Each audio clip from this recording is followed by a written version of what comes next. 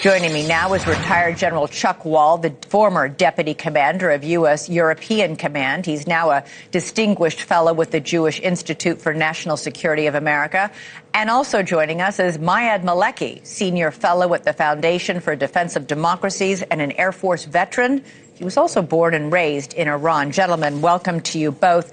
General, I'll start with a couple questions with you on the military. Did the captain of this Iranian ship set out, do you think, to test the U.S. naval blockade? As his ship was the first Iranian ship to refuse to turn back. Dozens obeyed, and he did not.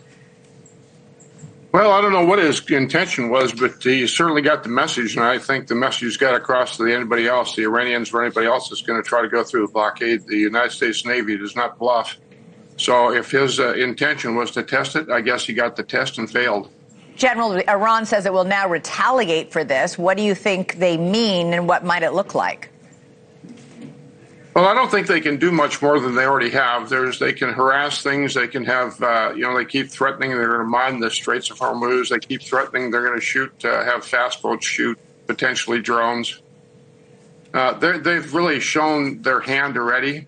I'm not saying they couldn't threaten, but I think they've pretty much shown their hand, and I think the United States military is up to any challenge they bring to them. So, again, as a military guy, you never say never, and you always you shouldn't be too overconfident, but I'm pretty confident we're in good shape.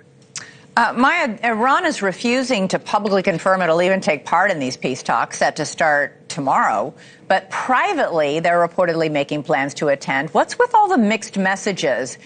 And who is actually calling the shots there?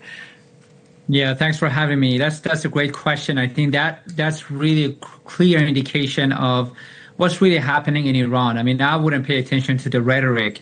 Their economy has collapsed. I mean, it's really if you look at the number, the inflation rate, the state of unemployment, and how many days they have left before they run out of gasoline, which is really probably the most critical essential good that they need domestically. They import gasoline, and that's how dependent they are on the Strait of Hormuz and Persian Gulf.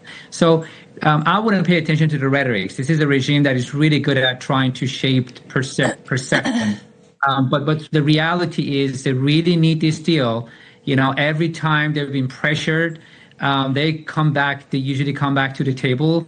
And I have no doubts that they're going to come back to the table to get a deal. They really need it. It's not really a policy preference for them. It's really essential for them to get a deal. Yeah, it's funny you say that because Iran's president is warning that Iranians, quote, do not submit to force.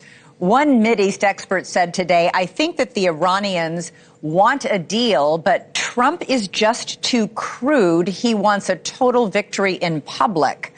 Why is the regime so concerned about what it looks like in public? They crush and kill their own people. Who is it they're trying to save face for? You know, they have a 10 to 15%, that's my assessment, of the domestic support that they have, the core regime supporters. This 10 to 15% support that they have, it'll go away if they really give up some of these core principles that have been sticking to for years. One of it is nuclear enrichment. Listen, they spent over $900 billion in this energy nuclear weapon program. If they give it up under pressure right now, it's really delegitimizes the regime in the eye of that 10 to 15% regime supporters they have left. And very soon they're going to run out of money to pay their salaries. So they understand that they're really stuck in a really difficult position, and they're trying to manage the narrative and propaganda, while at the same time they know desperately they need a deal. General, the Defense Intelligence Agency reported to Congress that Iran still retains, this is their quote, still retains thousands of missiles and one-way attack UAVs that can threaten the United States and its allies in the region. That is surprising to hear, given how massive our strikes have been so far.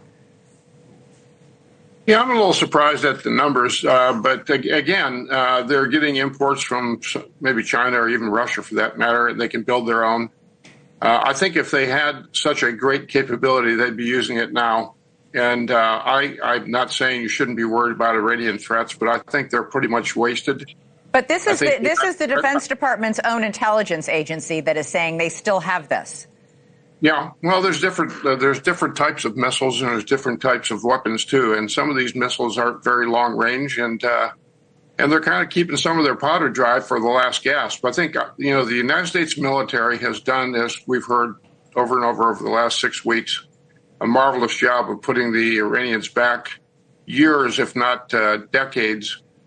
And I think, again, you should never become overconfident, but I'm pretty confident the Iranian military is pretty much wasted. Maya, the Trump administration has been really focusing on the nuclear weapons aspect of these negotiations, the highly enriched uranium, as well as opening the Strait of Hormuz. Iran is now saying today that it will never give up its enriched uranium, saying, quote, it is sacred to us. Is this more posturing? Because I seem to recall the Iranians gave up 97% of their enriched uranium under the Obama deal, so they have done it before, giving it up. You raise a really good point. Yes, I mean, that's just how to negotiate. That's how you negotiate in bazaars in Middle East. I mean, you show no signs of interest in a deal, and you always, the messaging should be strong that you're not going to give up, you're not going to make any compromises. And that's exactly what they're doing. When President Trump took out Qasem Soleimani, the closest revolutionary commander to the supreme leader, I was in the U.S. Treasury Department. I was a government employee, and I really thought the Iranian regime will never come back to negotiate after us killing the closest man to the supreme leader. Yet Iran was back to negotiate with the Biden administration only a year after the killing of Soleimani. And right after killing the supreme leader, they're back in Pakistan, in Islamabad, to negotiate. So yeah. I really don't take the rhetoric that seriously. I think they would give up if they continue the pressure.